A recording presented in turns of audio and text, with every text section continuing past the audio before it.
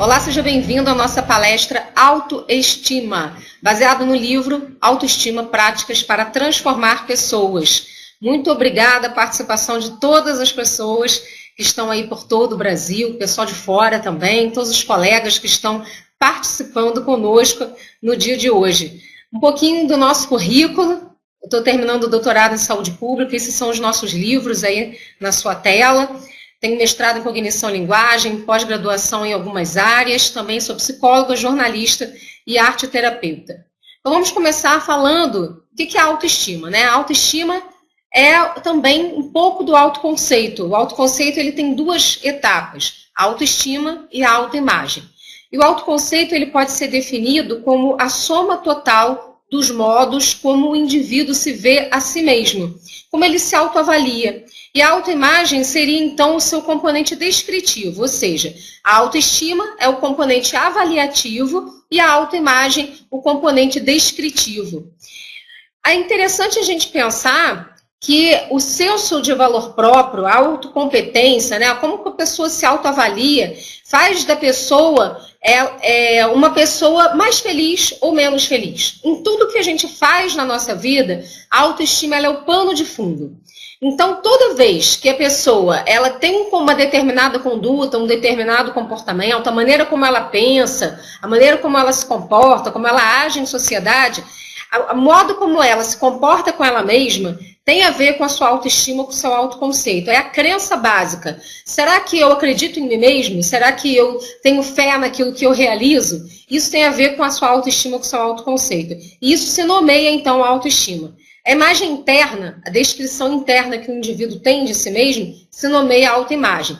Quando o autoconceito dela, quando a autoestima ou a autoimagem não vão bem, a tendência é que tudo que vai fora dela, todas as suas relações externas, tendem a não funcionar de uma maneira positiva. E por que não funciona? É como um espelho. Tudo que está dentro se reflete para fora.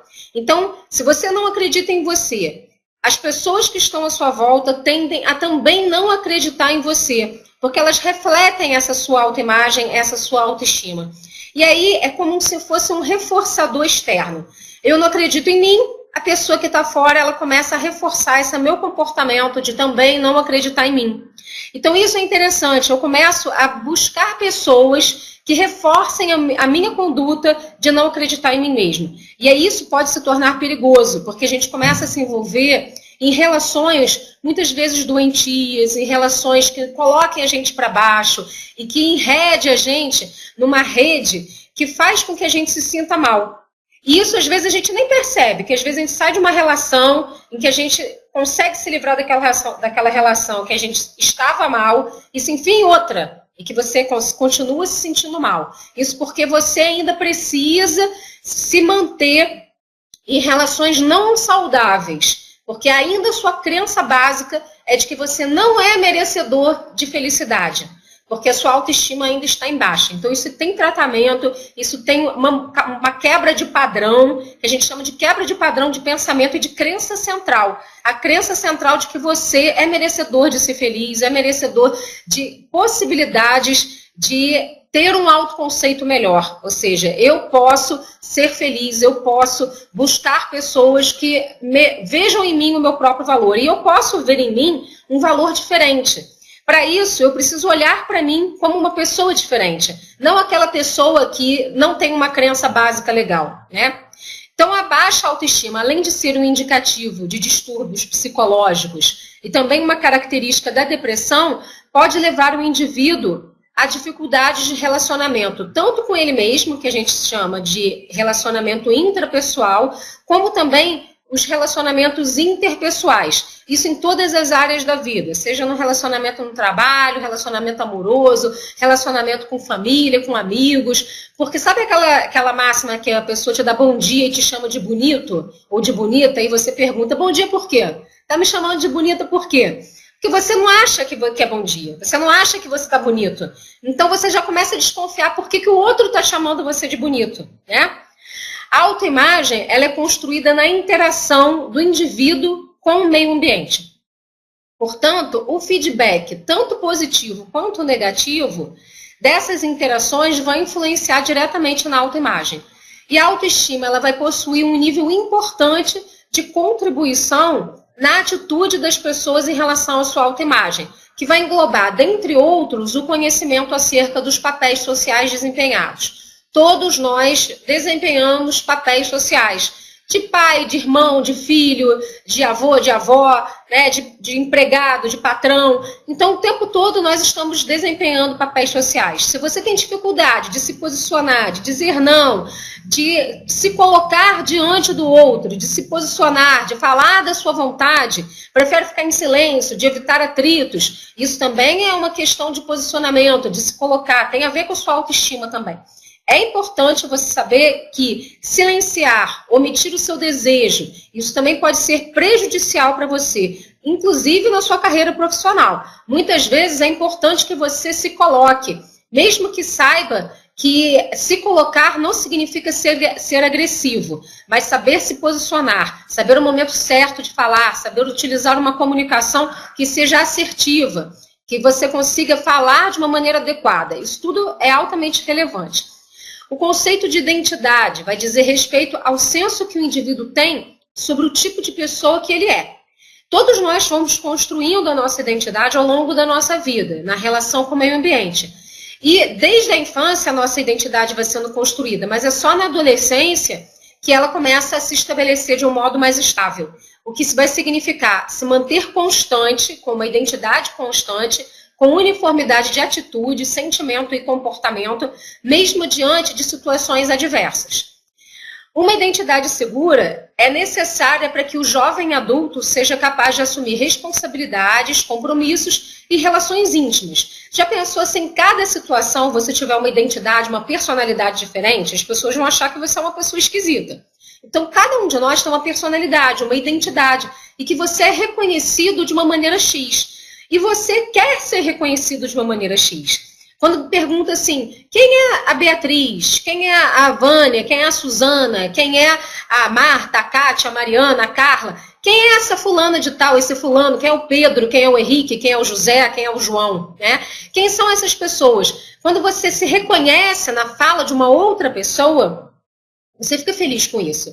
Porque aquela é a sua identidade, né? Não é só o seu rosto, mas é quem você é enquanto pessoa, é a sua subjetividade reconhecida por uma outra pessoa. Para isso, é importante que você também olhe para quem você é e para que você se reconheça no outro.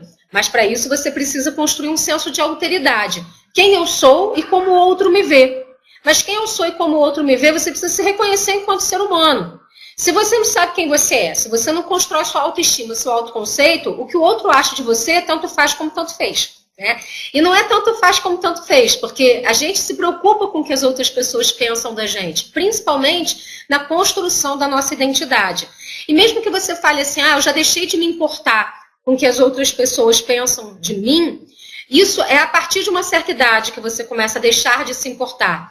Mas o tempo todo, mesmo no ambiente de trabalho, a gente tem um mínimo de preocupação. Esse mínimo de preocupação é pelo menos com uma imagem que você construiu ao longo da sua vida. Você não quer que as pessoas pensem que você é totalmente irrelevante, né? Que você virou a casaca, que aquela pessoa que você era, agora aquilo não importa mais. Porque você tem uma imagem que você construiu ao longo da sua vida. E essa imagem que você construiu é uma imagem que você zela por ela. Então, isso também é importante. Qual é a imagem que você deseja passar para as outras pessoas? Então, a autoestima é a fonte do nosso poder pessoal.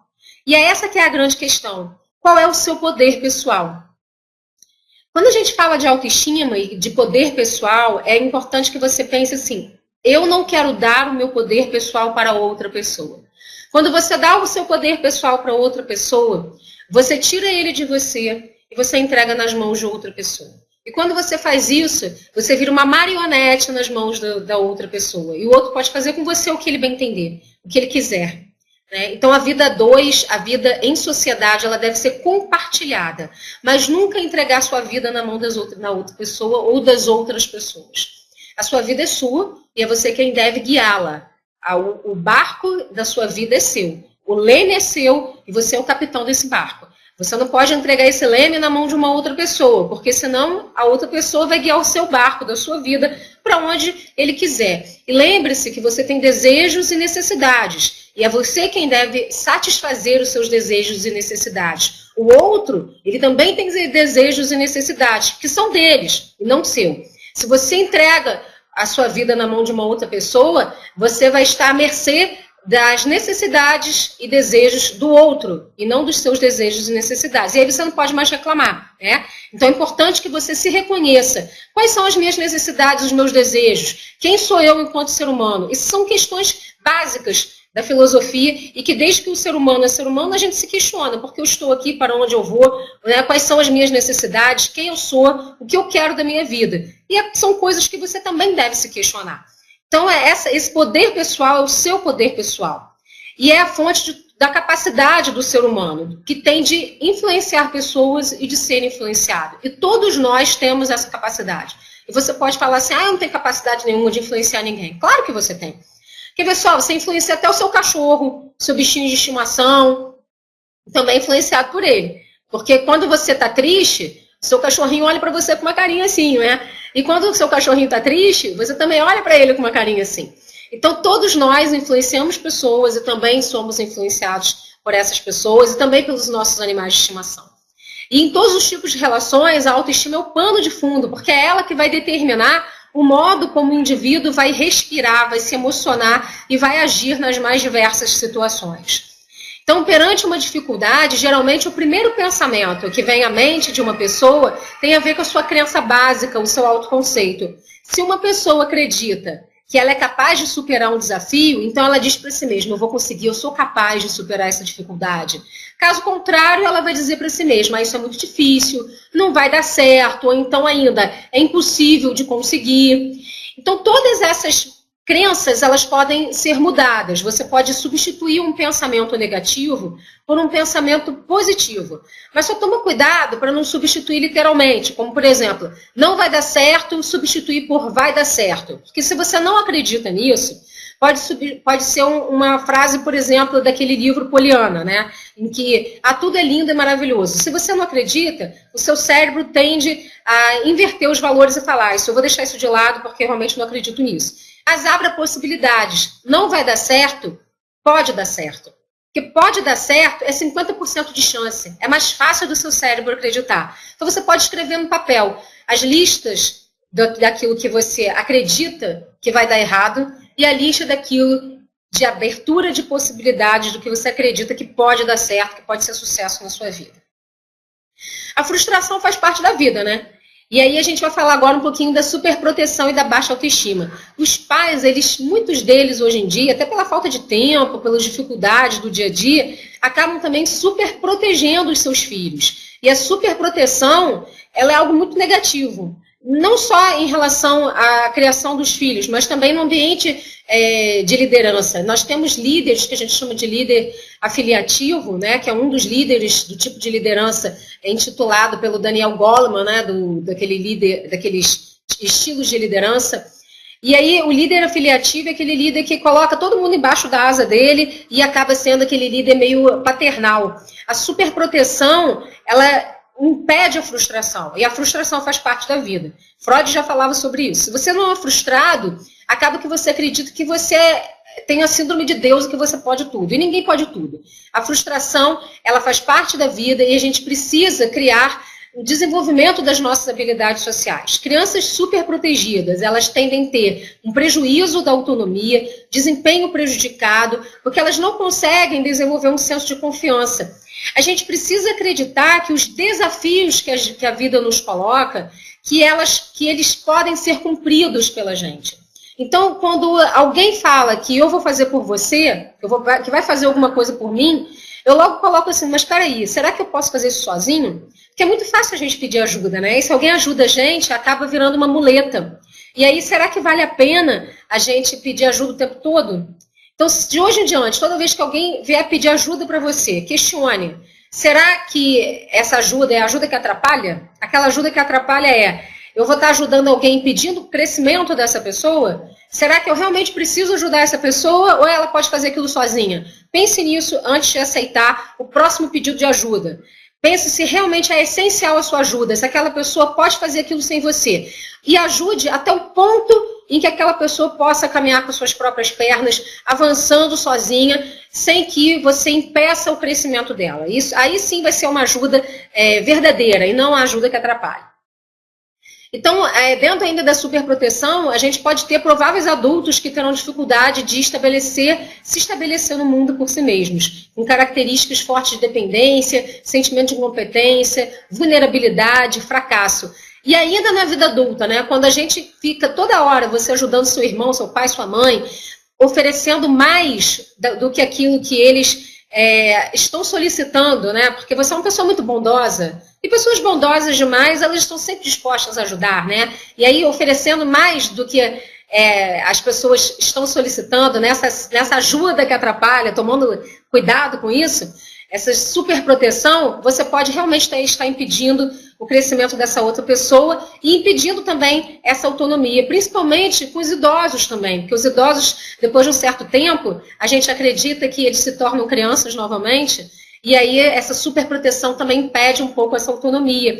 E a gente tem que tomar cuidado. E sempre pergunte, como é que eu posso te ajudar? Como é essa ajuda, como é que vai ser a melhor ajuda para você nesse momento, sem que você perca a sua autonomia, né? Uma outra questão é permissividade e baixa autoestima. A gente também não tem que permitir tudo. Hoje em dia a gente discute muito a educação de crianças, de adolescentes e até mesmo a convivência com adultos, até em função de crise, de momentos de recessão, a gente precisa avaliar, porque muitas famílias acabam morando juntas, famílias crescem, né, têm dificuldade de morar de aluguel, de se separar e acabam morando juntas. E aí é uma questão que a gente avaliar como conviver sem que tudo seja permitido. Porque para não ter briga, não ter discussão, a gente pode permitir tudo, não tem problema, a gente permite tudo, tudo é legal, tudo é bem-vindo. E não é assim. Amor, saber amar, também é saber dizer não. Também é colocar regras. Às vezes um não bendito é uma verdadeira prova de amor. Então, as crianças que crescem em ambiente permissivo, elas tendem a ter dificuldades em seguir regras e normas, em respeitar os direitos dos outros, de cumprir metas pessoais, de desenvolver autonomia e de conviver em sociedade, que é algo tão importante. Até porque a vida lá fora, ela exige o cumprimento de regras. A sociedade, né, ela exige ética, moralidade, regras, convívio em sociedade. E para isso, né, quando a gente vai trabalhar, a gente precisa que essas regras elas sejam cumpridas. Então, a gente não pode ser permissivo, a gente precisa, toda família ela precisa ter um cumprimento de regras. Então, as dificuldades na aplicação de limites realistas podem promover um sentimento de merecimento, de grandiosidade, eu mereço tudo, eu posso tudo. E aí, tem uma dificuldade também no autocontrole e na autodisciplina. E aí, esse futuro adulto vai ter como forte característica o egoísmo, que geralmente vai mascarar esse autoconceito fragilizado. E aí as pessoas, na verdade, elas têm um autoconceito fragilizado e aí deturpa esse autoconceito e faz o inverso. Coloca uma característica de baixa autoestima, mas o inverso você colocando com uma grandeza, né? Esse sentimento de grandeza, de que eu posso tudo, eu sou o máximo, mas na verdade se sente fragilizado porque de máximo não tem nada. Mas acaba atropelando as outras pessoas e se colocando a mais, como se fossem a mais do que as outras pessoas. Uma outra dificuldade também é o afeto como condição da aceitação. Hoje em dia existem várias questões discutidas a respeito disso. Não só na criação de crianças, mas também na vida 2. Tome muito cuidado com isso. Eu te dou alguma coisa e em troca disso você diz que me ama. Eu te dou um presente e o que você sente por mim? Ah, eu te amo muito. Então, cuidado com esse afeto como uma condição de aceitação, a troca de presentes, né? Você comprar o afeto de uma outra pessoa, porque isso acaba rápido, né? Isso não se sustenta na vida 2 e nem tipo de relacionamento, nem com criança, nem com adolescente. As pessoas elas precisam ser amadas e o reforço positivo ele pode e deve ser utilizado, mas com elogios, né? As pessoas elas precisam saber que uma está ali pela outra. Isso a gente faz com a convivência, com o gesto, com o olhar, né? Com atitudes, não simplesmente comprando as pessoas com presentes caros, com joias, que isso realmente não se sustenta. Então as crianças elas querem ser aceitas pelos seus pais e para isso elas precisam estabelecer uma relação de amor condicional, né? Ou seja, incondicional. O afeto ele não pode ser condicionado. A criança ela recebe afeto e atenção mediante determinado comportamento. E isso vai promover uma necessidade de ganhar aprovação. Se os pais ressaltam que gostam do filho apenas quando ele se comporta de uma determinada maneira, esse comportamento indesejado passa a querer a atenção dos pais. Então, a gente tem que tomar cuidado com isso também, e também no relacionamento. Ou seja, quando uma pessoa ela tem uma determinada conduta, né, e aí você fala, eu não gostei desse comportamento, a partir de agora, toda vez que você se comportar dessa forma, eu vou deixar de gostar de você, ou eu não gosto de você porque você se comportou de uma determinada maneira errada, isso é uma coisa equivocada. A gente precisa separar as pessoas dos seus comportamentos. É claro que isso pode ser um pouquinho difícil, mas é importante falar, olha, esse comportamento que você teve foi inadequado. Eu gosto de você, eu quero continuar com você, num relacionamento a dois, por exemplo, mas esse comportamento ele não é tolerável, não é um comportamento legal. Isso você me magoou, em uma próxima oportunidade gostaria que você revisse isso. A forma que você está falando comigo, isso me afeta.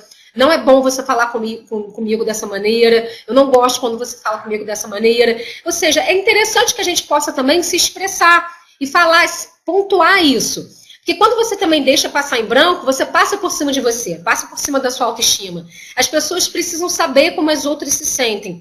Com uma criança, eu não posso colocar assim, a criança fez uma coisa errada e por causa disso eu não gosto mais dela. Tá errado isso, né? Não posso fazer isso.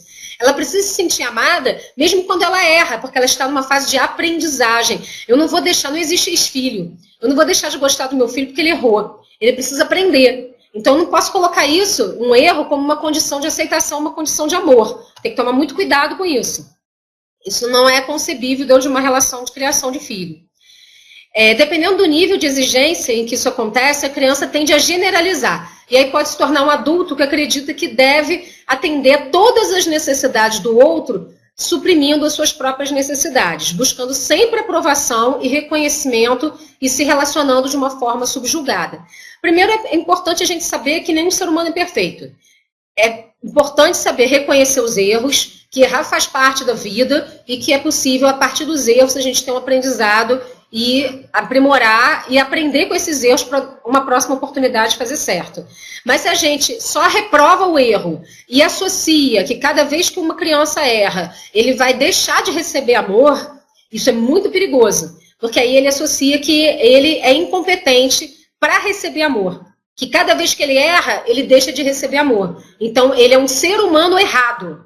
Então, ele não merece receber amor. Então, isso é muito prejudicial. Aí ele aprende que ele não merece afeto porque ele é um ser humano errado. E aí ele cresce aprendendo que ele é errado, ele cresce aprendendo que ele não merece amor. E aí quando ele vai crescer, o que ele vai crescer com as relações dele? As próximas relações de afeto que ele vai desenvolver na vida adulta eu não mereço amor, então todas as relações que eu construo na minha vida é de falta de merecimento de amor. E mudar isso na vida adulta é algo muito mais difícil do que na infância. Então o ideal é que a gente construa com os nossos filhos algo diferente disso, né?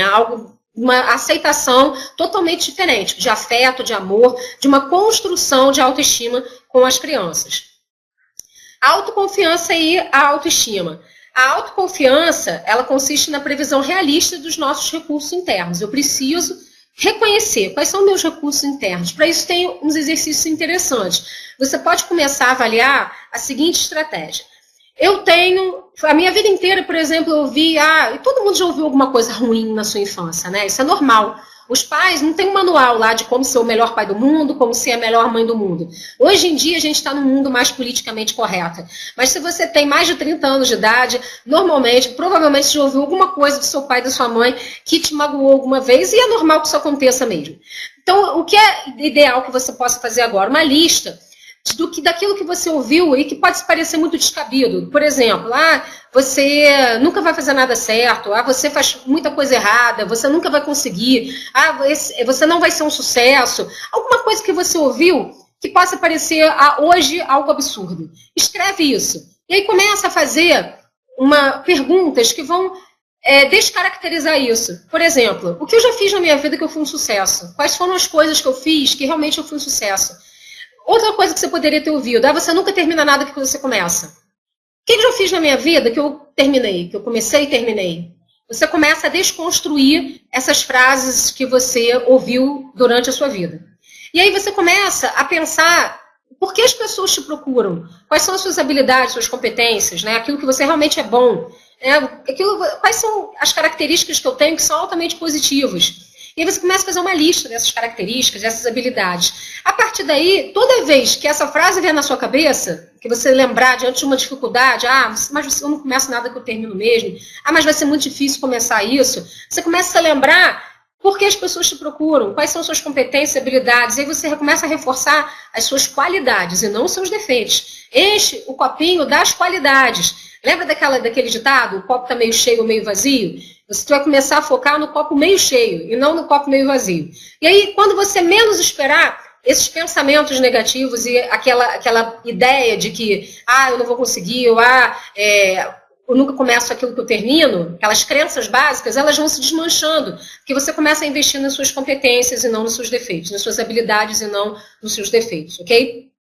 Então é interessante que você possa realmente melhorar cada vez mais e não se agredir mais, e não agredir as pessoas à sua volta. É possível isso. Você não precisa mais se agredir, se autoagredir, porque você pode melhorar a sua autoconfiança. E uma pessoa autoconfiante, ela acredita em si mesma, nas suas habilidades, nas suas competências. Ela tem mais chances de promover relacionamentos saudáveis, porque ela conhece quais são os seus limites. Isso é uma coisa muito importante. Quais são os seus limites? Você conhece quais são os seus limites? Faz uma lista.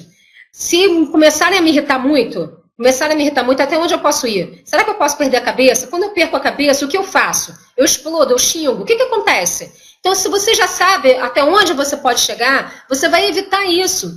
Quando começarem a te irritar, você já vai falar, opa, começa a parar por aí, porque eu já sei aonde eu posso chegar e eu não quero chegar lá. Você vai evitar chegar lá. Você vai avisar as pessoas, olha, eu não quero chegar lá. Então, para eu não chegar lá, eu já sei o que vai acontecer. Então, você não vai querer me ver nervoso, você não vai querer me ver naquele estado X. Para isso, você já vai começar a se perceber, porque você sabe quais são os seus limites.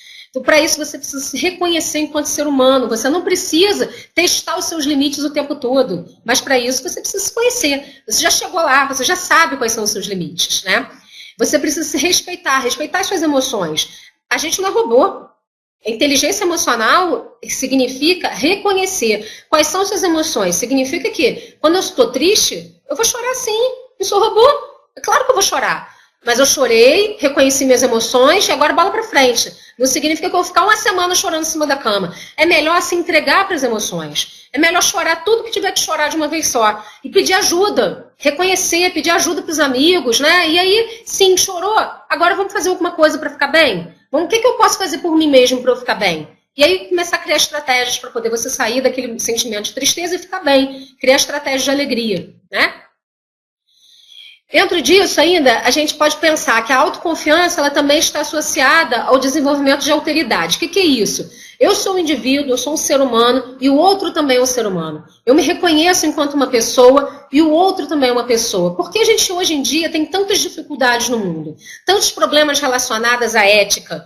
É porque eu não me reconheço enquanto ser humano. Então a minha vida não tem valor nenhum. A do outro também não tem, porque se eu não me reconheço enquanto ser humano, eu também não reconheço o outro. Então, eu posso dar um tiro no outro, porque não tem problema nenhum, porque se eu morrer também não tem problema nenhum, se o outro morrer também não tem problema nenhum.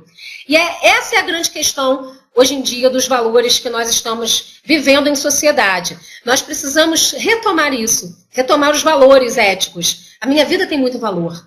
Então, a vida do outro também tem muito valor. A partir do momento que eu me reconheço enquanto um ser humano valoroso e reconheço no outro um ser humano valoroso também, eu reconheço que eu tenho dificuldades, que eu tenho qualidades e defeitos, e o outro também tem dificuldades, qualidades e defeitos. E eu me respeito enquanto ser humano e respeito o outro enquanto ser humano. E aí tudo fica mais fácil. Tudo fica mais fácil porque a gente desenvolve compreensão. Com compreensão eu consigo conviver melhor, né? A comunicação e a autoestima. As palavras, elas têm um peso na nossa vida. E ao longo da vida, nós vamos tendo ouvindo palavras que nos magoam. E essas palavras que nos magoam, elas têm pesos e medidas. Por quê? Porque se alguém na rua te xinga e você não conhece, você não vai se importar. Mas se for alguém da sua família, alguém de um relacionamento íntimo, isso tem um peso maior para você, não tem? Porque a gente só se importa com quem a gente ama. Você não vai se importar com quem você não está nem aí. Você se importa com aquela pessoa que realmente tem um valor para você. E é isso que é interessante. E aí essas pessoas que têm valor para você, você imagina uma criança que a única coisa que ela quer é o amor, o reconhecimento do pai e da mãe. Então, para ela, aquilo tem mais valor ainda. Quando ela ouve você é incompetente, você é incapaz, o que ela vai internalizando é isso. Eu sou incompetente, eu sou incapaz, eu não tenho valor para o meu pai, para minha mãe, né? Então, algumas frases podem ter um impacto muito negativo na nossa vida. Talvez tenha tido na sua vida, na sua infância, porque você foi ouvindo coisas que te marcaram.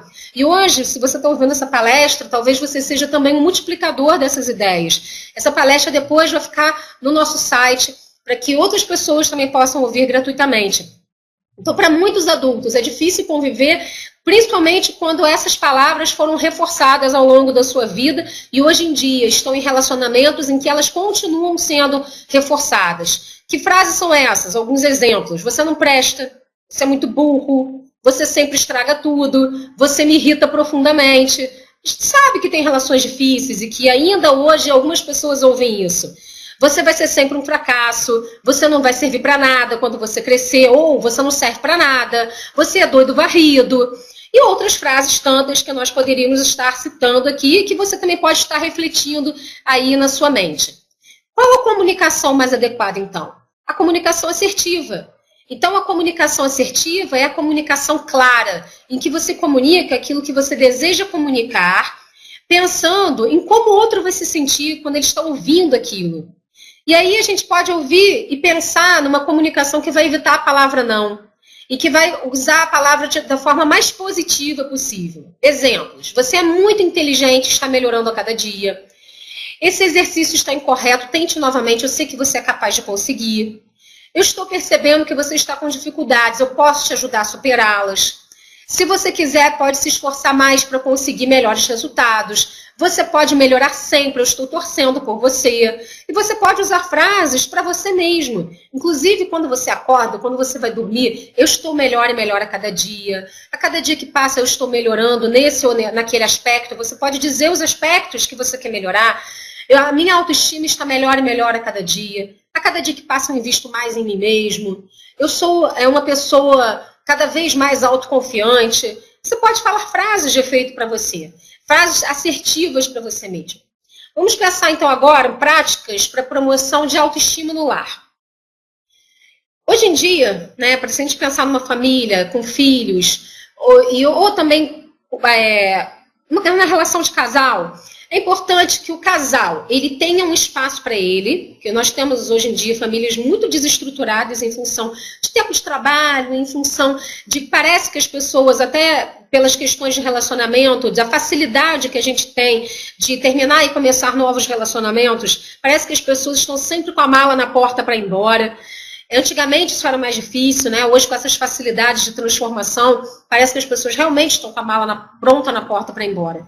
Então, primeiro, para a facilidade de um bom relacionamento, diálogo, comunicação assertiva, aprenda a dialogar, aprenda a falar o que você sente no melhor momento possível. E para isso, converse com o outro, pergunte para ele o que você está sentindo, pergunte para si mesmo como eu estou me sentindo hoje.